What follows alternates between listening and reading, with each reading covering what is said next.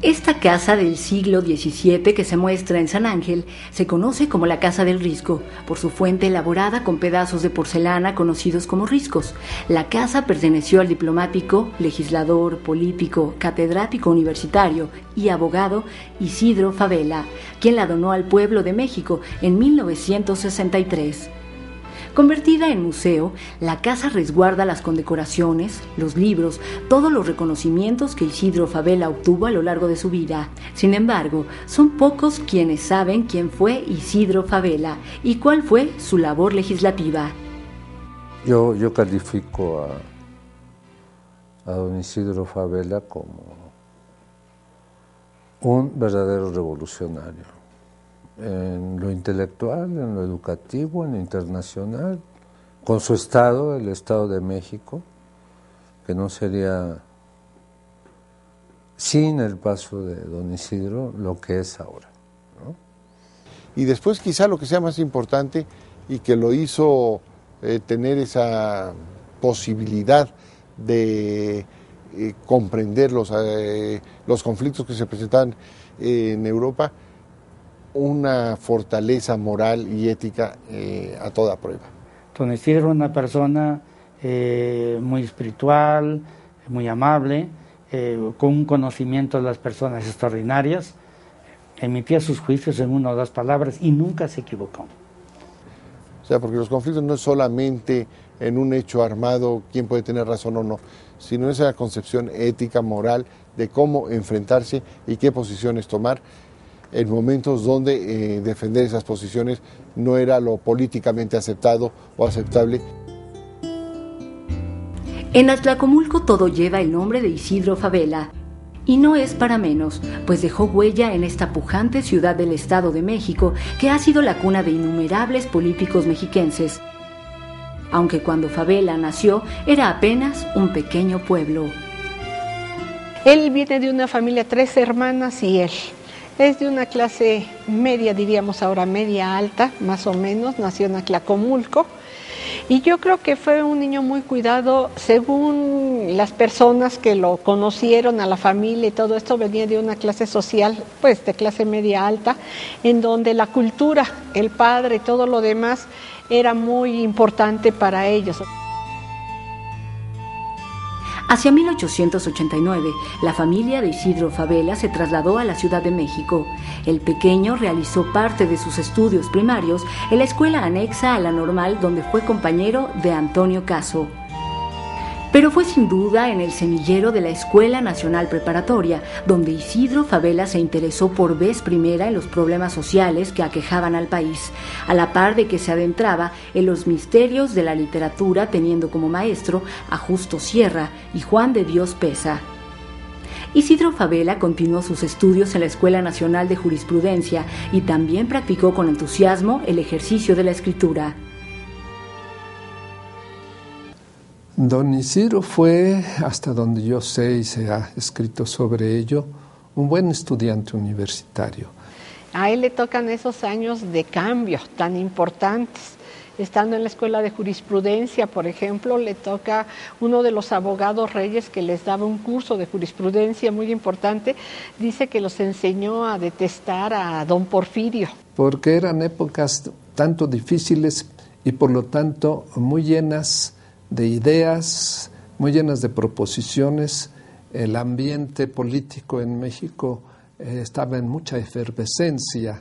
Se trataba de saber o se pretendía proponer lo mejor para el país.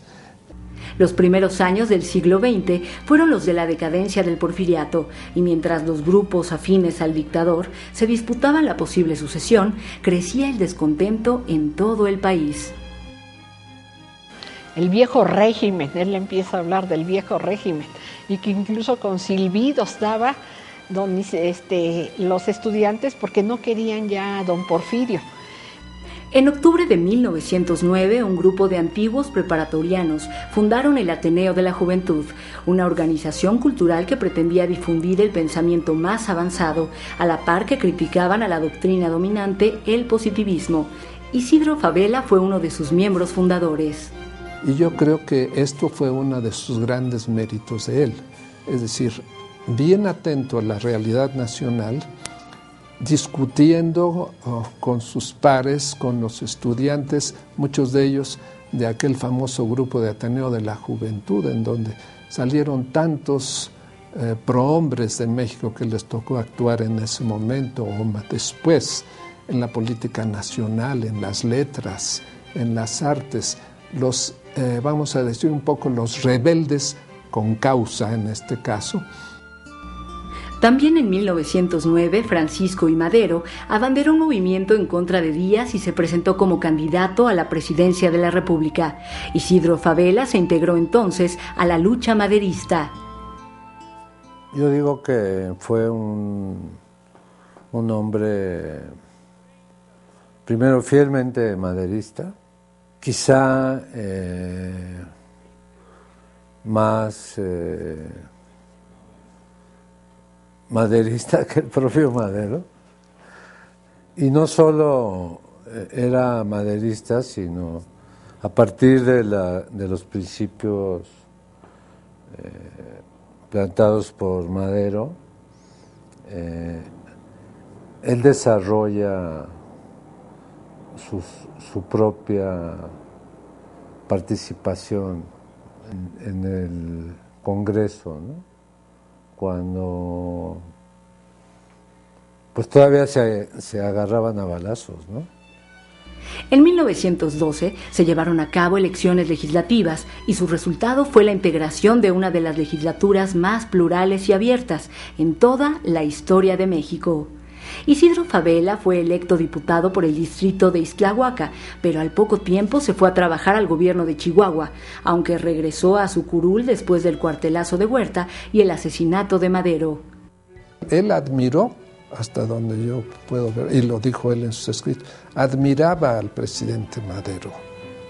Y él estuvo condenando con las presiones más fuertes que hizo su asesinato y el asesinato del vicepresidente.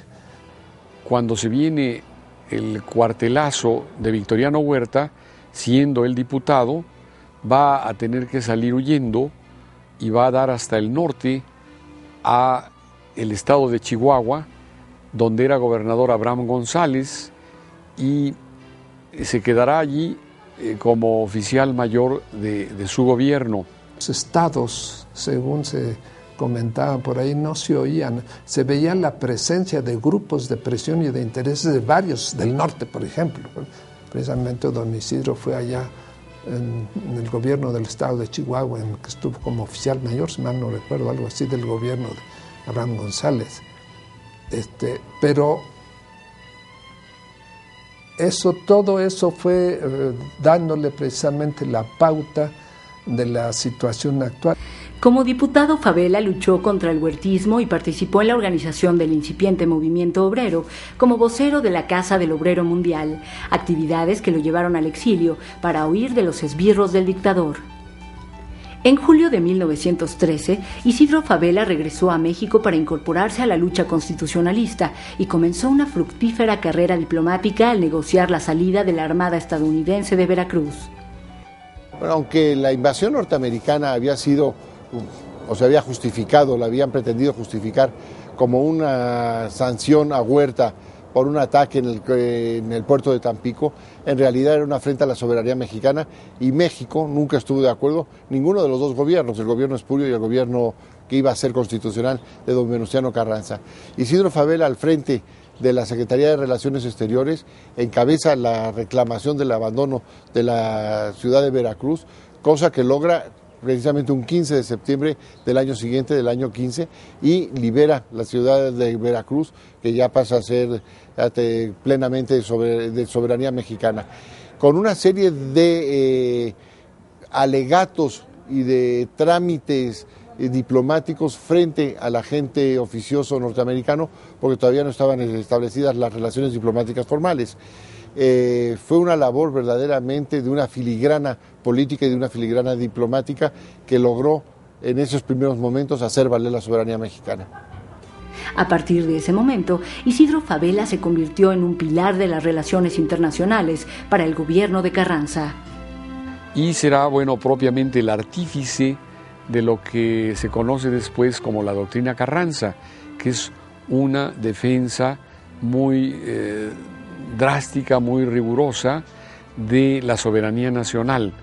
Si algo caracterizó en el aspecto internacional a su gobierno y a Carranza mismo, fue una reticencia y una lejanía en el trato con los Estados Unidos. El gobierno de Carranza no es reconocido.